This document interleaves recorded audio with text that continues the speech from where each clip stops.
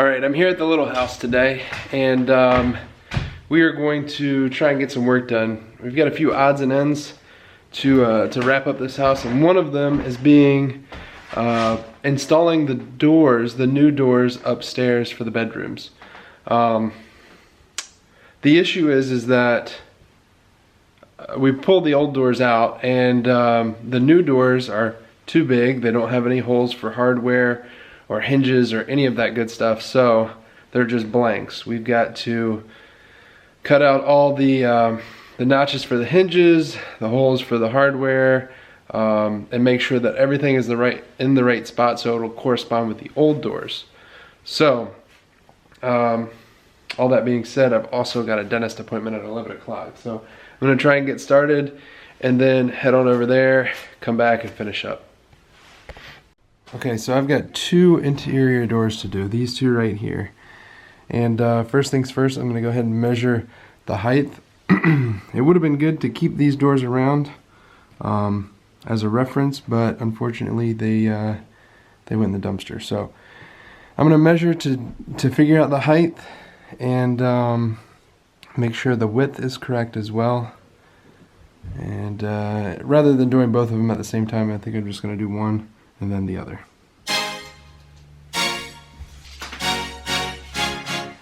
Okay, so I measured the doors and it looks like we've got a height of 76 inches. Now I'm gonna take off 1/8 of an inch for the top and 1/4 of an inch for the bottom. So that's 3/8 of an inch from 76, and then I'm gonna cut this door down to size.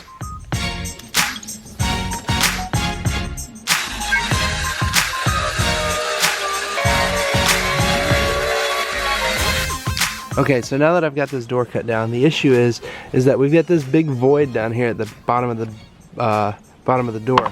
So what I'm gonna do is I'm gonna knock this out, and this is just going to glue it back in place in there, and that will just reconstitute the bottom of that door and stiffen everything up real nice.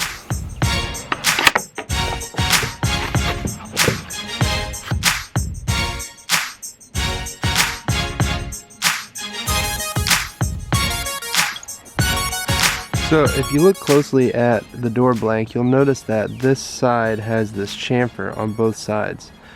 This is going to be our latch side because that's just going to allow it to swing in and out of the door jamb more freely, whereas the other side does not. The other side is going to be 90 degree, sharp 90 degree corner, so that's the side that our hinges are going to go on. Okay, so while I'm waiting for that door to dry, the glue to dry on that one, I'm gonna go ahead and measure and cut the other one so that can be drying as well while we're installing the other door.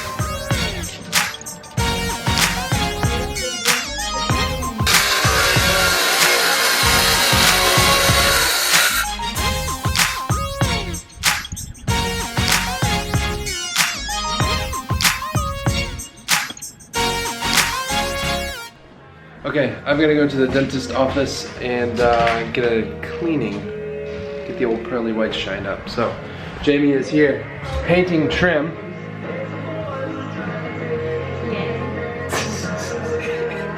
So, I'm gonna leave you with her, and maybe she can get some work done while I'm gone.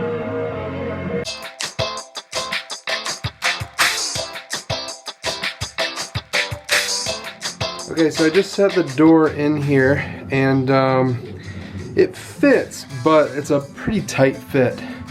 So now what I'm going to do is I'm going to run the hinge side. I'm going to use my hand planer, and I'm going to take about 1/8 of an inch off the hinge side, and that should give me enough room so that this door can swing freely.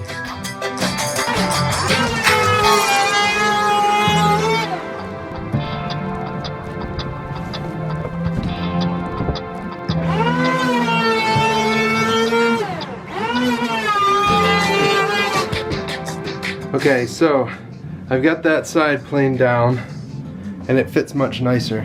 What I've done here is I've shimmed it up from the bottom with this extra piece of scrap wood that I had, and you can see we've got a nice gap throughout there, and I've kind of shimmed it just so we can hold it in place where I want it.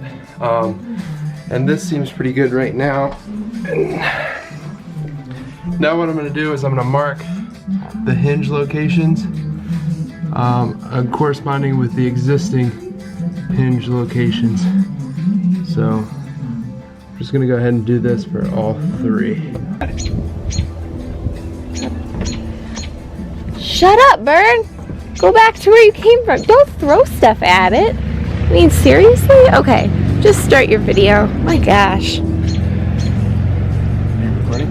Yeah, but that bird keeps going. Okay. He came back and he's like, That bird will not give up. screw you.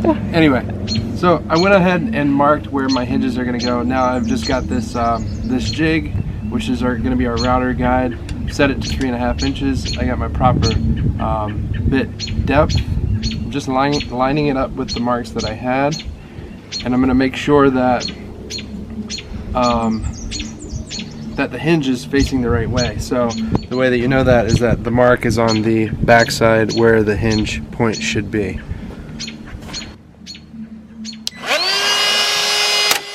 Whoa! Well, you broke the plastic, man. Now what do you do? That's right. Well, is it alright? Well, I mean, my goodness. okay. Take 2! Alright. Through trial and error, I've learned that you're supposed to start it with the bit inside of the jig. So let's see how this goes. Hopefully better than the first.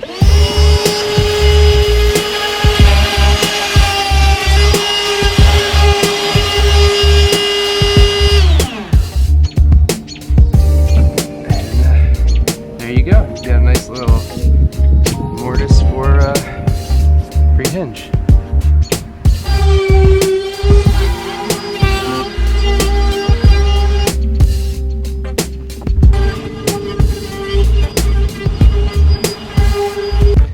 Okay, so before we install the hinges, we're actually going to, I keep saying we, but it's not really me, it's you. Jamie is going to paint the doors. We're going to go ahead and paint both of the doors, and I will make sure that the other one is the correct width so she can move right on to this, to the next for paint. So we'll get the paint dry and then put the hinges on.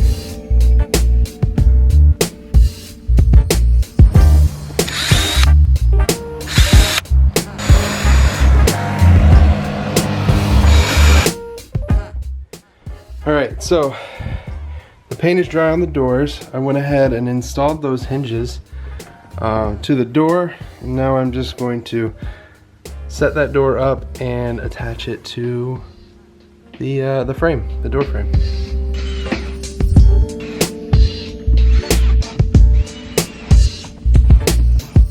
Okay, so one thing that I'm noticing right away is that the joints look okay. Everything looks fairly square, but the door's fine when it's closed. However, when it opens, it makes some contact with the ground. So I'm gonna have to trim down the bottom of that door a little bit more to make it work. Okay, so I've got my door hung. My hinges are installed to the frame, and I swapped out my strike plate with the new strike plate. So I've got these interior handles from Schlage. The problem is there's no holes in the door. So the issue comes where, how do we locate those holes according to the existing strike plate and the existing latch hole. So this jig from Ryobi is actually pretty cool. I used it on the other door already just to test it out and figure it all out. And what you do is you clamp this around the door, and then you use this to find, that finds the strike plate hole. So now I can pull that out. Does that look centered? Yeah. So I'm going to pull this out, and now I'm going to attach this with the other latch screws. Alright, this jig also comes with a hole saw that is the correct size for your door handle. I'm going to drill through until just the bit comes out, not the hole saw. And then I'm gonna flip over to the other side and finish the hole off.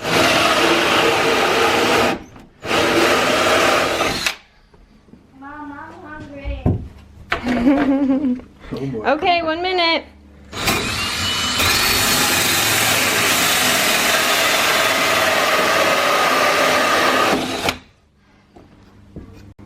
Now we swap out that hole saw for a 1-inch bit and drill the hole for the latch.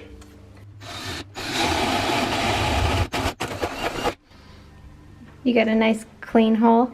I do. Oh. This actually sits recessed into the door like that. So now we have to carve out this little hole right here. And Ryobi also offers this little, very cool little door latch kit. And it's a very clever design, I like it. So essentially this blade sits on the front of the door. That hole, that little thing goes in the hole. And then that lines everything up. And you just take a hammer.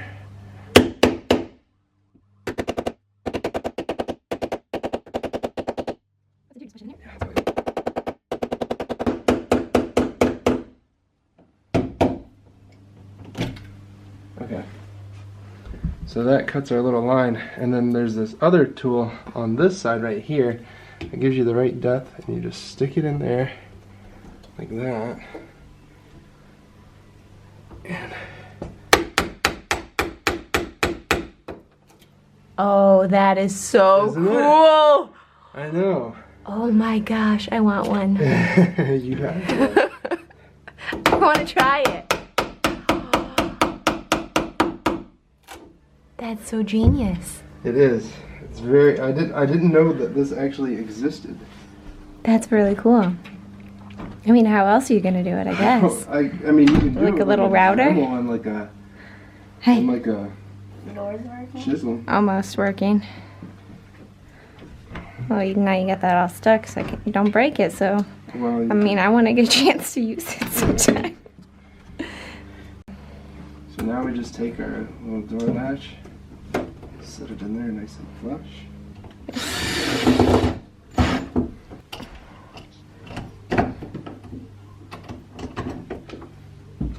Hey, bud, what you doing? And then you know what. Okay, so let's give it a test run. It's perfect. The other one was perfect too when I did that, and I'm quite impressed with these tools because I've never done this before. This is my first time drilling holes in a door for the handles, replacing an interior door. So getting the alignment is key, and these tools that they've come out with certainly do make it easy. So. You can't find the screwdriver.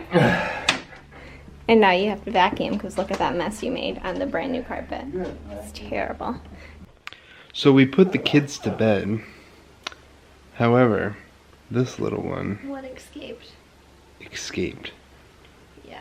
to come back down and hang out with us. Well, she took a nap in the afternoon and she woke up from her nap at like 5, so I didn't really expect her to go to bed. Yeah. So we got a good bit of work done today. I was pretty happy with how the day turned out, but tomorrow we've got a few things in mind that we want to get done. We got to go to the hardware store and get some materials. And yeah, but overall, that is about it for today. You want to say good night, Maddie? Good night. Good night and goodbye, and we'll see you guys tomorrow. Thanks for tuning in.